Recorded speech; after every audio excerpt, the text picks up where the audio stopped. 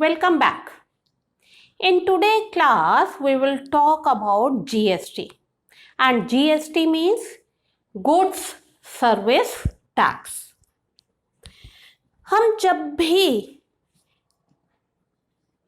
कुछ परचेज करने जाते हैं मार्केट में from the big shops, then whatever be the cost of that article, हमें उस पे कुछ टैक्स देना पड़ता है, isn't it? तो जितना वो मार्क्ड प्राइस लिखा होगा और उस मार्क्ड प्राइस पर we have to give little bit tax. तो वो चीज जो भी है वो हमें कितने की पड़ जाएगी? How much it will cost? Then it will be marked price plus जो भी टैक्स है that will always be on the marked price. तो दोनों को हम ऐड कर देंगे, we will get the answer. One more example. Suppose that you go to some restaurant to have the food, and after finishing the food, while giving the bill, जो भी उसकी cost होगी फूड की, that cost plus GST or the tax you have to give or your parents has to give. तो वो जो tax है वो किस पर लगेगा? That will always be on the marked price, या जितने की बिलिंग हुई है उस बिल पर जो भी टैक्स होगा तो उस बिल की कॉस्ट पर टैक्स लगेगा. And after calculating it, total amount you have to give more than actual cost of the food, isn't it? So same thing we will talk about the GST in today's class, that is goods service tax. Means आप कुछ खरीदने जाते हैं, कुछ खाने जाते हैं, you have to give the tax on it. तो जितना कॉस्ट है उस पे let it be 10% tax, तो 10% of that tax, that cost will be added और वो अमाउंट आपको देना पड़ेगा. And in worksheet 3 we will talk about that type of questions only, question 1 to question 3. So question 1 is, Rehana purchased a dress for rupees 5,400 including 12% GST. 5,400 rupees के अंदर GST भी include है.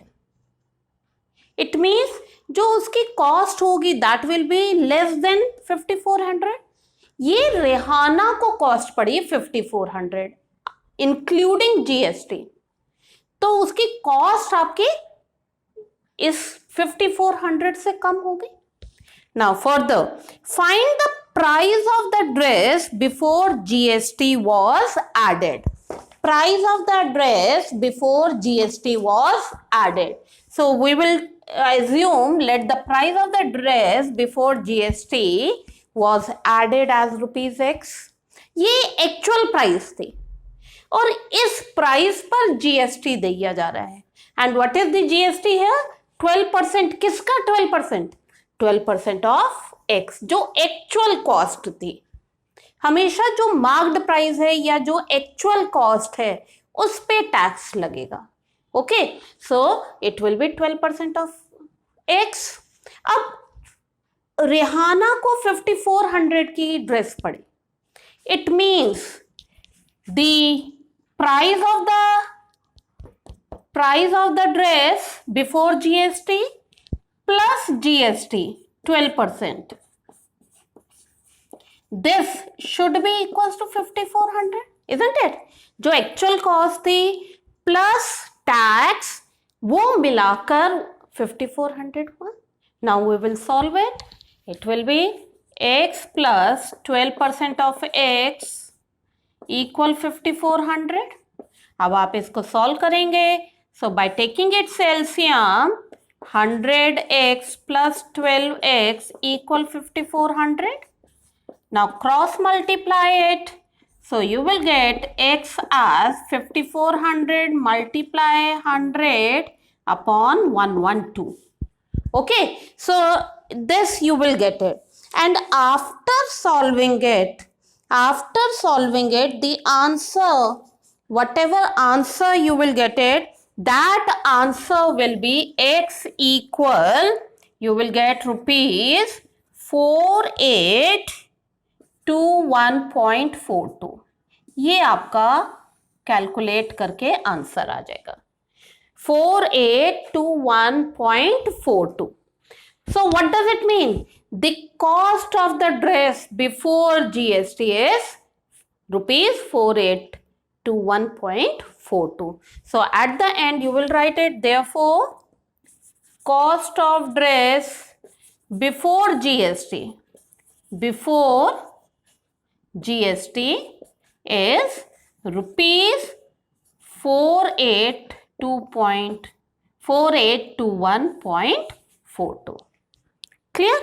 ध्यान रखिएगा, हमेशा टैक्स जो एक्चुअल कॉस्ट है, जो उसकी टैग है और द मार्क्ड प्राइस है, हमेशा टैक्स उस पर लगता है. Okay, now come to the question 2. In question 2 it is given, find the amount to be paid for the items if 28% GST is charged on each of the following. 28% GST. अब मान लीजिए आप market गए to purchase a chocolate and the chocolate cost is 150 rupees. अब इस 150 rupees पर आपको 28% GST भी देना पड़ रहा है. So what does it mean? 28% किसका? जो उसकी मार्क्ड प्राइस थी. So 28% ऑफ मार्क्ड प्राइस ये देना पड़ रहा है. So what should be the amount which you have to pay? 150 rupees तो आपको पे करना ही करना है, प्लस ये GST भी पे करना है. So the step will be 150 rupees plus 28% of 150. Now you can solve it. 28% means 28 upon 100 into 150. Cancel कीजिए, and after cancelling it, your answer will be 150 plus 42, and this answer will be 192 rupees. आप you can solve it yourself. Okay. Same thing in second part.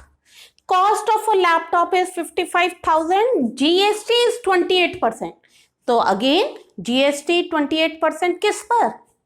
Of 55,000.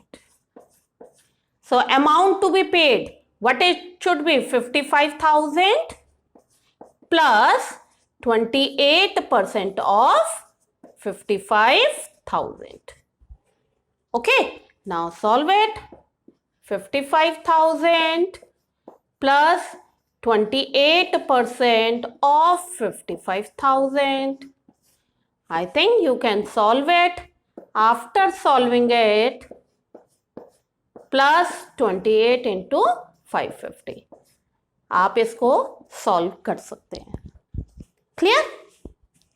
Third part, cost of a bottle, perfume bottle 580. So GST is 28% of 580. So the amount which has to be paid 580 plus 28% of 580. Again you can solve it. Solve करिए and you will get the answer. So it will be 580 plus, you can cancel it. You can cancel for the 58 upon 5. तो आप इसको solve कर सकते हैं. Is it clear? Okay. Question 3.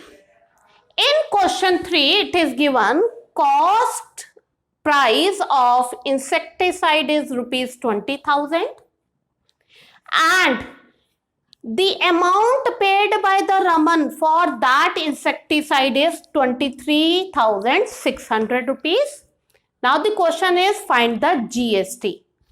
GST जो charge हो रहा है, तो हम यहां पे मान लेते हैं let the GST equal X%. We can take it as X%. अब ये X% GST या ये टैक्स किस पर लगेगा? किस पर लगेगा? कॉस्ट प्राइस पर. So according to the question 20,000 plus ये X% किसका? GST X% ऑफ जो उसकी कॉस्ट है, मार्क्ड प्राइस है, X% ऑफ 20,000 और ये कॉस्ट मिलके कितनी बनी? कितनी कॉस्ट रमन को पे करना पड़ा? Total is 23,600. Now you can solve it. Plus X% of 20,000 equal 23,600. Cancel. So 20,000 plus 200x equal to 3600. Now how will you find out x? By shifting the terms on the other side. 200x 23600 minus 20,000. So 200x minus करेंगे, you will get this. So x will be 3600 upon 200. Cancel it. So x is 18%. हमने x किसे माना है? GST को माना है. So the x will be 18%. So GST which Raman has to give is 18%. So I think the concept of the tax GST is clear to all of you. हमेशा ध्यान रखिए GST will always be on the actual cost price या actual marked price. हमेशा marked price पे GST लगेगा. Okay, जितने का आपने परचेज किया उस पे नहीं लगेगा. Always it will be on the marked price or on the cost price. Now you can able to do all these questions yourself. Thank you and have a nice day.